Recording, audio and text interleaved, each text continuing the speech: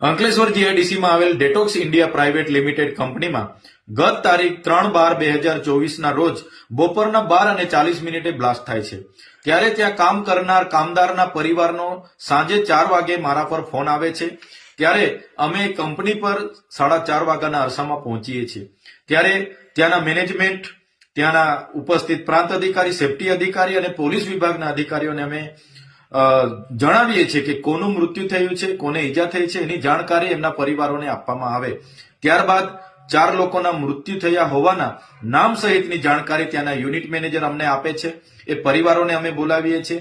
એમની દયનીય હાલત જોઈને કંપનીને અમે માનવતાની રાહે એ પરિવારોને વળતર આપે એવી માંગ કરીએ છીએ। વળતરની જાહેરાત થયા બાદ જ એ ડેડ બોડી અમે સ્વીકારીશું એવી અમે માંગ કરીએ છીએ। ત્યારે કંપની પણ એમના મેનેજમેન્ટ ઓથોરાઇઝ સાથે વાત કરીને એમને વળતરની જાહેરાત કરે છે। બાદમાં પીએમ કરાવીએ છીએ અને એને એ બોડીઓને અમે અગ્નિ સંસ્કાર માટે મોકલી આપીએ છીએ।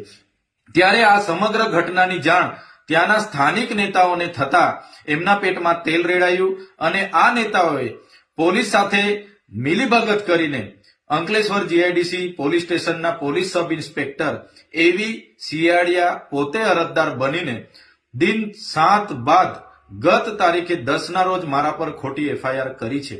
ત્યારે અમે